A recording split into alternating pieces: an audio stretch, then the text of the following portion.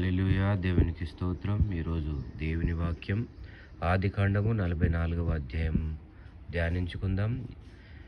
యోసేపు ఆ మనుష్యులను గోనెలు పట్టినంత ఆహార పదార్థంలో వాటిని నింపి ఎవరి రూకలు వారి గోనె మూతలో పెట్టుమనియు, కనిష్ఠుని గోనె మూతలో తన వెండి గిన్నెను అతని ధాన్యపు రూకలను పెట్టుమనియు తన గృహ నిర్వాహకునికి ఆజ్ఞాపింపగా యోసేపు చెప్పిన మాట చొప్పున అతడు చేసెను.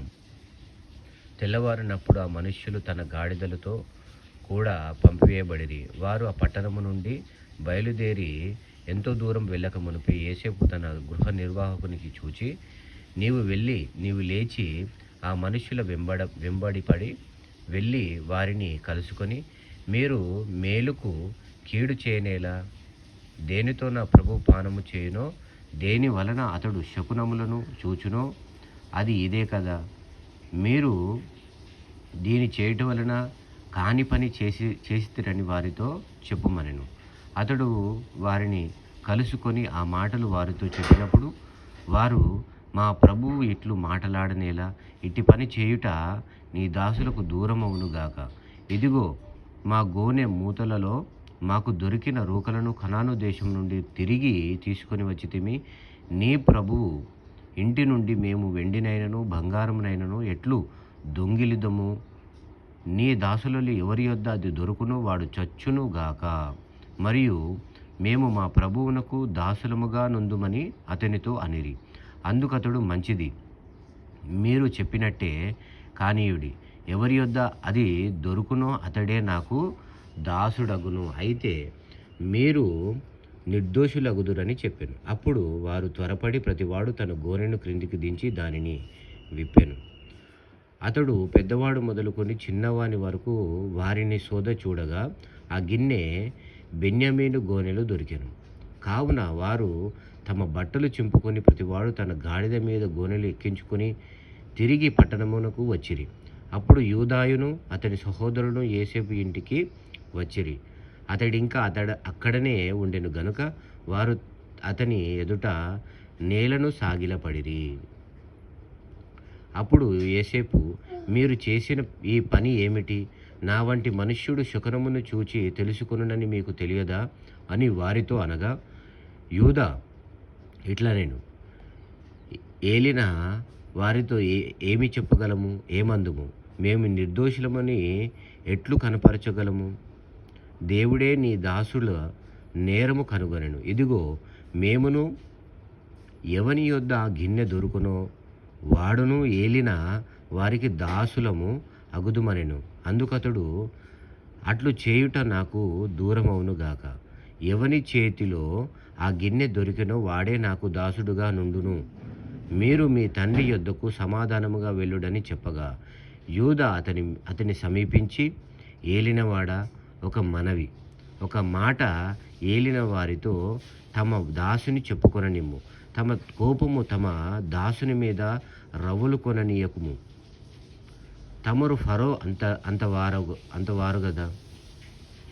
ఏలినవాడు మీకు తండ్రి అయినను సహోదరుడైనను ఉన్నాడా అని తమ దాసుని అడిగాను. అందుకు మేము, మాకు ముసలివాడైన తండ్రియు అతని ముసలితనమున పుట్టిన ఒక చిన్నవాడును ఉన్నారు. వాని సహోదరుడు చనిపోయెను. వాని తల్లికి వాడొక్కడే మిగిలి ఉన్నాడు. వాని తండ్రి వాణ్ణి ప్రేమించుచున్నాడని చెప్పితిమి. అప్పుడు తమరు, నేనతని చూచుటకు అతని నా యొద్దకు తీసుకుని రండని తమ దాసులతో చెప్పితిరి. అందుకు మేము, ఆ చిన్నవాడు తన తండ్రిని విడువలేడు. వాడు తన తండ్రిని విడిచిన వాని తండ్రి చనిపోవునని ఏలిన వారితో చెప్పితిమి. అందుకు తమరు, మీ తమ్ముడు మీతో రాని ఎడల మీరు మరలా నా ముఖము చూడకూడదని తమ దాసులతో చెప్పితిరి. కాబట్టి నా తండ్రి అయిన తమ దాసుని యొద్దకు మేము వెళ్ళి ఏలిన వారి మాటలను అతనికి తెలియజేసితిమి. మా తండ్రి, మీరు తిరిగి వెళ్ళి మన కొరకు కొంచెం ఆహారం కొనుక్కొని రండని చెప్పినప్పుడు మేము అక్కడికి వెళ్ళలేము. మా తమ్ముడు అక్కడికి వెళ్ళలేము. మా తమ్ముడు మాతో కూడా ఉండిన ఎడల వెలుదుము. మా తమ్ముడు మాతో నుంటేనే గాని ఆ మనుష్యుని ముఖము చూడలేమని చెప్పితిమి. అందుకు తమ దాసుడైన నా తండ్రి, నా భార్య నాకిద్దరిని కనెను, మీరెరుగుదురు. వారిలో ఒకడు నా యొద్ద నుండి వెళ్ళి పోయెను. అతడు నిశ్చయముగా దుష్టమృగముల చేత చీల్చబడినని కొంటిని. అప్పటి నుండి అతడు నాకు కనబడలేదు.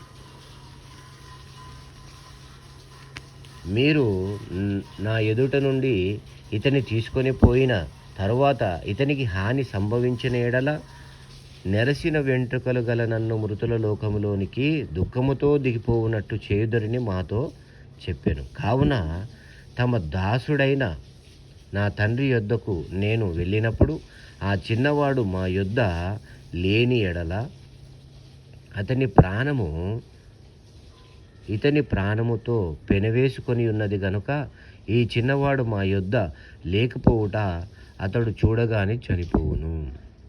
అట్లు తమ దాసులమైన మేము నెరసిన వెంట్రుకలు గల తమ దాసుడైన మా తండ్రిని మృతుల లోకంలోనికి దుఃఖముతో దిగిపోవునట్లు చేయుదుము. తమ దాసుడనైన నేను ఈ చిన్న వానిని గూర్చి నా తండ్రికి పూటపడి నీ యొద్దకు నేనతన్ని తీసుకొని రాని ఎడల నా తండ్రి దృష్టి యందు ఆ నింద నా మీద ఎల్లప్పుడూ ఉండునని చెప్పి తిని. కాబట్టి తమ దాసుడనైన నన్ను ఈ చిన్నవానికి ప్రతిగా ఏలిన వారికి దాసునిగా నుండనిచ్చి ఈ చిన్నవాని తన సహోదరునితో వెళ్ళనిమ్ము.